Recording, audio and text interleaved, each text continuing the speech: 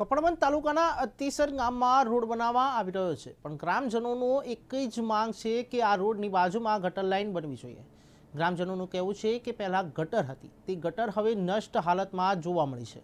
ગટરનું પાણી રોડ ઉપર આવી જાય છે ત્યારે રોડને પણ ભારે નુકસાન થાય છે।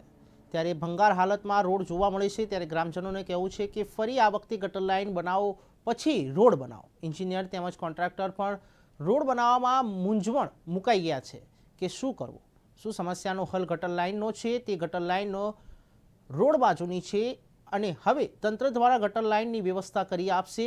ત્યારે કપડવંત તાલુકાના અંતિસર ગામમાં પ્રજા માંગ કરી રહી છે। મારું કહેવું છે કે આ રોડ બને તો બહુ પ્રજાજનો માટે સુખાકારી છે।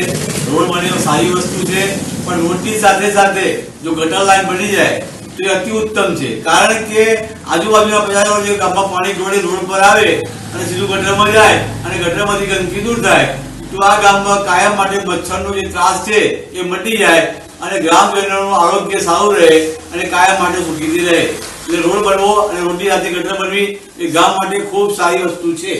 આ રોડમાં આમાં શું છે, ગટરની જરૂર છે। ગટર વગર ચાલે એવું નથી। આજુબાજુના 35 ગામોની પબ્લિક અહીં થઈને નીકળે છે। આ અંતિસર પંચાયતના 12 મુવાડા છે એ પબ્લિક અહીં થઈને નીકળે છે। હવે અહીં આગળ શું છે, જ્યારે ત્યારે લોકોને કાદવ ઉડે છે, છાંટા ઉડે છે।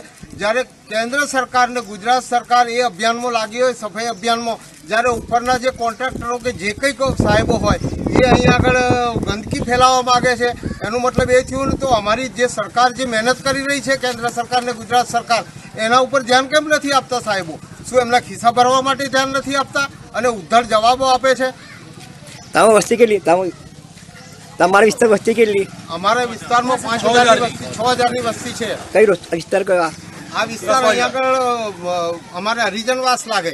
અંતિસર ગામમાં રોડ જે બને છે એ ખોટી રીતે બનેલો છે અને જે અમારા ઇજનેર સાહેબ કડિયા સાહેબ છે એ અમને ઉદ્ધત જવાબ આપે છે, ખોટા જવાબ આપે છે। હું કરું એ થશે, તમે કોઈ નહીં થાય। અમે બી ગામના નાગરિક છીએ, અમને અનુકૂળ આવે રીતે અમને કરવાની ફરજ છે। એ ક્યાંય નહીં થાય, એમને રહેવા માટે નથી આવવાનું અંતિસરમાં ગામ પબ્લિકને જ રહેવાનું છે। અને આ રીતે ખોટો પ્રોત્સાહન, ખોટી દાદાગીરી કરે એ નહીં ચાલે। એના માટે કાયદેસરની ઉપરવાળા અધ્યક્ષોએ કાર્યવાહી કરવાની રહેશે।